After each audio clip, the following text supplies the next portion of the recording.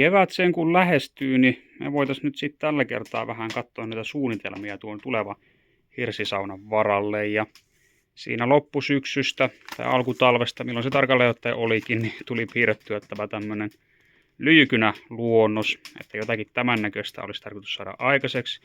Mutta nyt vihdosta viimein tein tuolla 3D-mallinnusohjelmalla myös vähän kuvia, että saadaan vähän tarkemmin kiinni siitä, että minkä kokoinen ja näköinen siitä olisi tulossa. Että napataanpa tosta nyt kupillinen kahvia ja siirrytään sitten tuonne tietokoneen äärelle.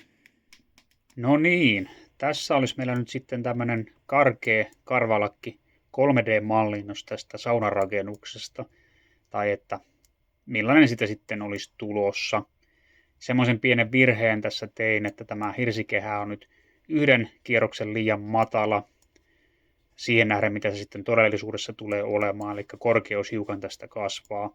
Tuohon tulee käytännössä oven ja räystää väliin enemmän ilmanrakoa, vaikka se nytkin tuo ulko-ovi kyllä tuosta aukeisi, niin tulee sitten vähän vielä enemmän väliä.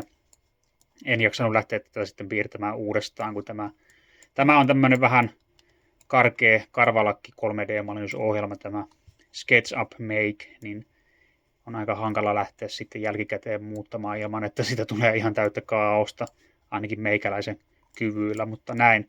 Mennään tällä, mitä oli tuolla käytännössä tämä piirros, mikä näkyy taustalla, on sisätilat oikealla mitoilla ja sitten ulkoapäin, niin mittasuhteet ja kaikki kutakuinkin tulee olemaan sitten tällaiset, mitä tässä. Siitä muuten puuttuu nuo ulkomitat, niin voitaisiin ne vielä heittää siihen, niin näette. Eli pituus on tommoset 3,7 metriä ja sitten leveys on 2,24 metriä, eli nurkkalaudoista nuo etäisyydet. Ja tähän olisi nyt ajatuksena pistää tänne päätyy ensinnäkin. Siinä puretussa hirsirungossahan oli ikkuna-aukko tässä, niin päärakennuksen vanhan porstuan se 9-ruutunen kierrättää sitten tässä. Ja sitten siinä rungossa on tällä puolella semmoinen reikä tuossa, niin siihen olisi ajatuksena sovittaa sitten yksi ikkuna-aukko.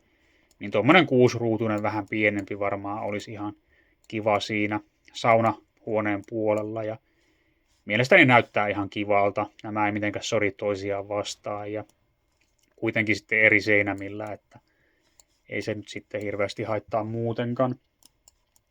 Ja siitä navettarakennuksesta otettiin silloin talteen niitä pyöreitä vintti-ikkunoita, niin ajatuksena oli pistää ne päätykolmioon tässä saunarakennuksessa, mutta nämä mittasuhteet on nyt sitten tämmöiset, niin se ei tule onnistumaan.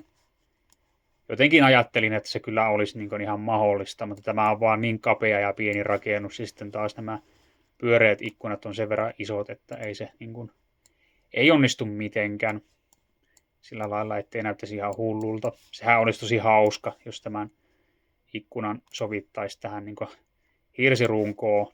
Olisi aika sellainen merihenkinen tämä, mutta se on ihan turhaa lähteä sitten puhkomaan kyllä tuota hirsirunkoa, että se heikentää kuitenkin sitä ja siinä on aika vaikea tehdä mitään karasysteemiä eikä tämmöiseen pyöreiseen aukkoon, niin jätetään se johonkin muuhun projektiin tuo Jugend-ikkuna sitten talteen, mutta hauska ajatus se oli joka tapauksessa. Niin 2 ikkunaa tähän runkoon tulisi sitten niitä ilma-aukkoja totta kai, mutta tällä puolella oli myös pieni luukku, niin se varmaan tulee vedettyä sitten umpeen. Siinä on ne lauteet kuitenkin, niin ei ole mitään järkevää paikkaa ikkunallekaan. Ja tämä kyllä riittää saunatilassa tuo. Ja sitten tässä pienessä pukkarissa on tuo 9-ruutunen, että on sellainen valoisa koppi. Ja kolmioripakate tai huopakatto joka tapauksessa tulossa. Ja sitten tuommoinen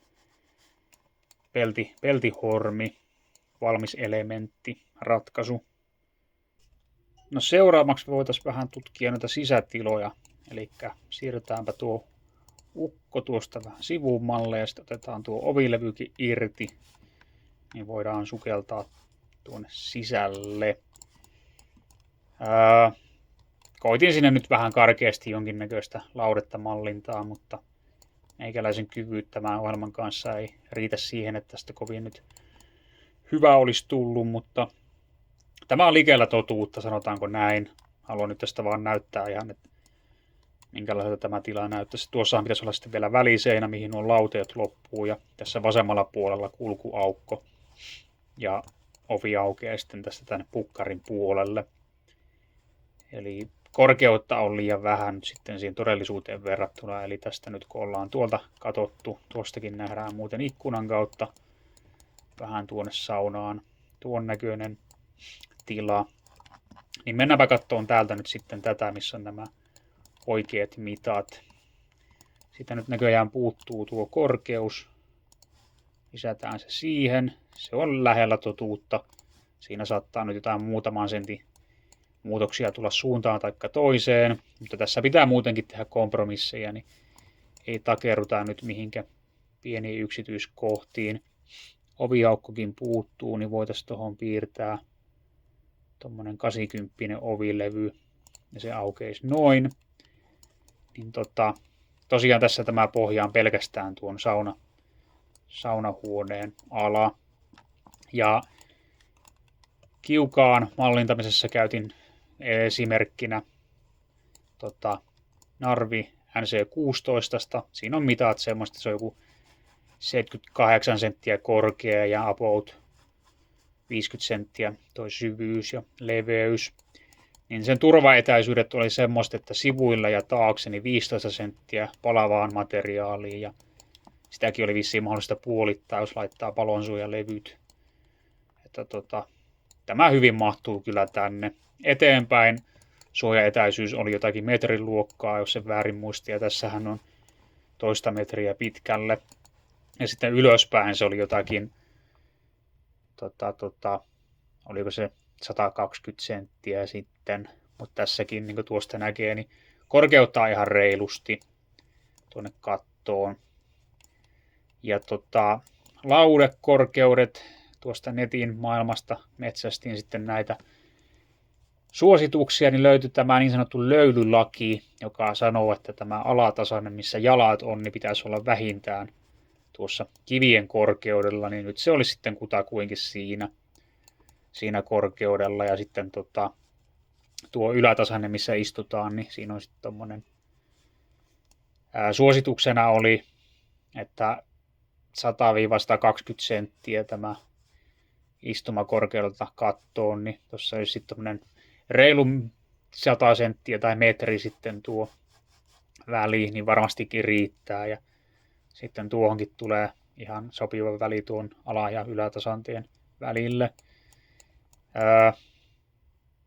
Se sitten jää nähtäväksi, että kuinka tässä käy. Mieluummin ehkä sitten laskee ihan hiukan tätä jalkojen tasannetta, kun lähtee nostaa ylöspäin, että on päälle sitten tilaa. Siinä voi pistää vaikka kaiteen sitten, minkä varassa pitää jalkoja, ettei jalat palelle, jos sikseen tulee.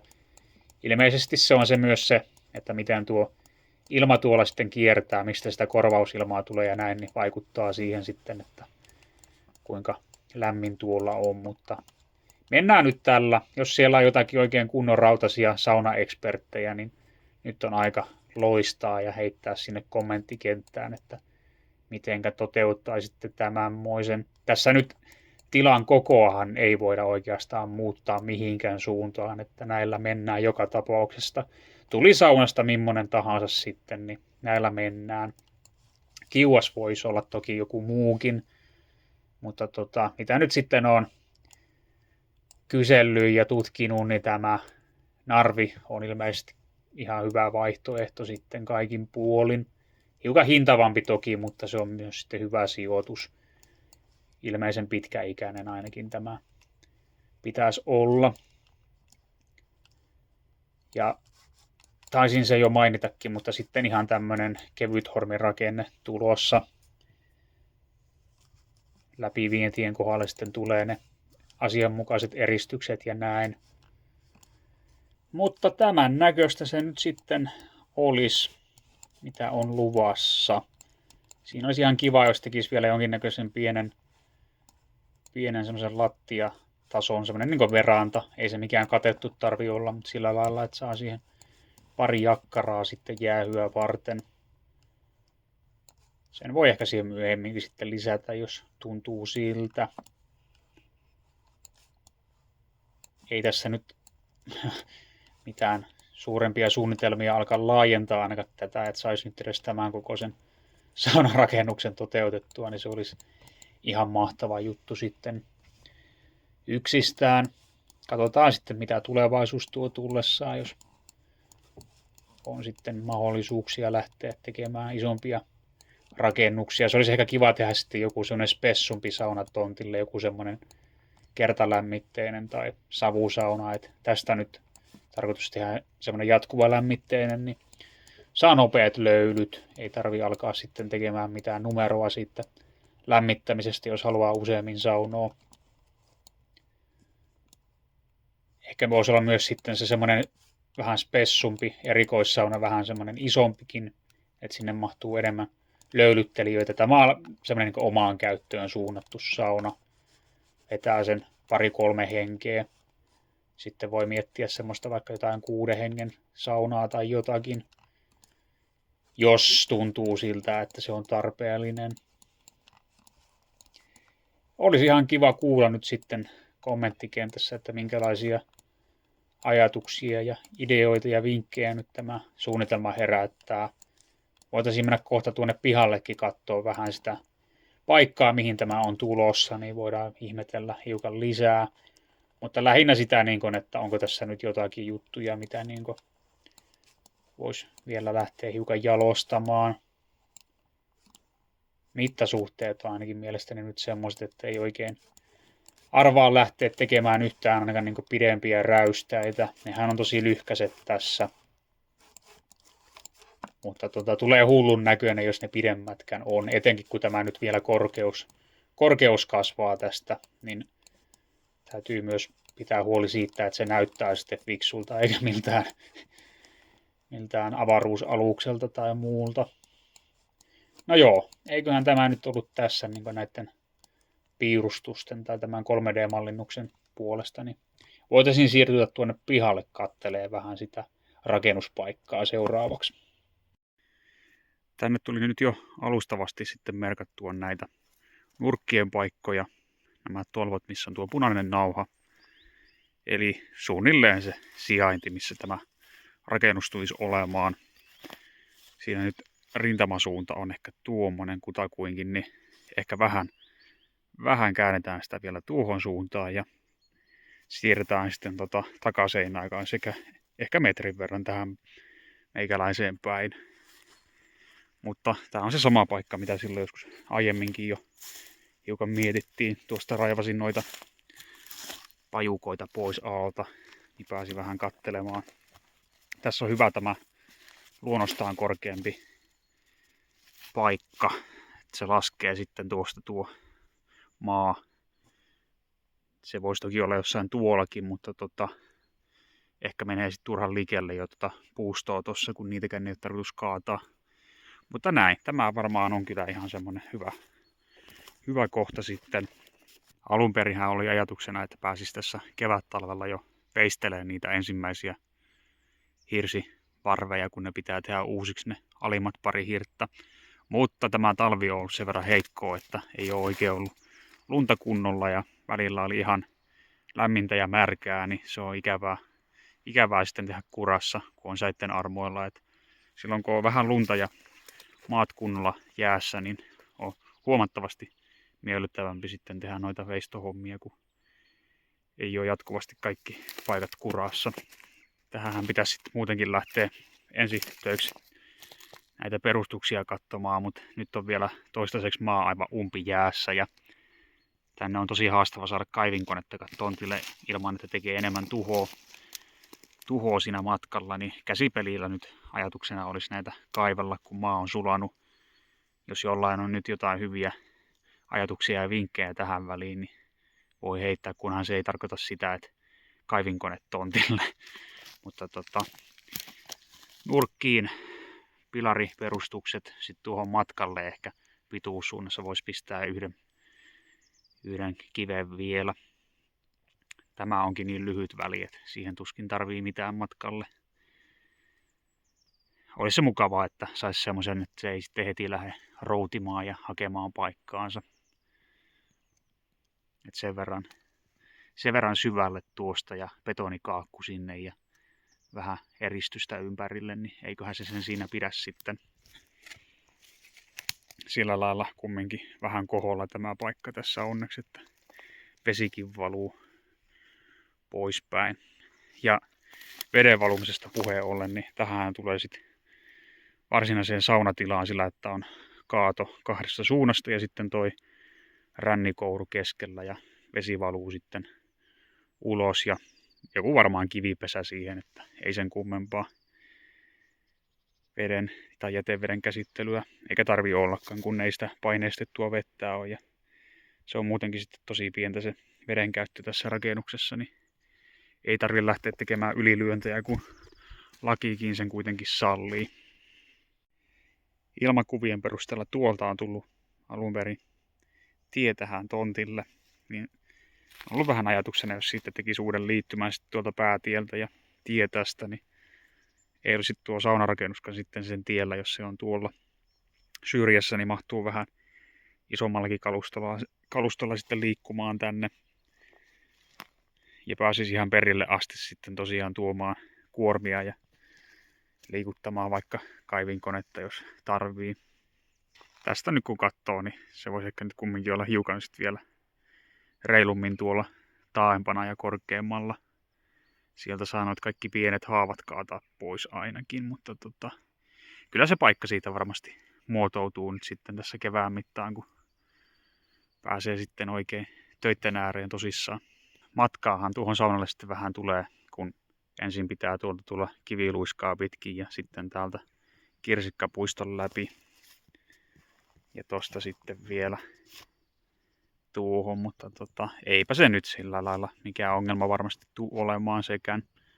Kyllähän tuolta voisi ton kallioreunankin yli joku portaat tehdä ainakin kesäkäytölle, mutta pitää sitten tutkailla, että miltä se tuntuu tuo etäisyys.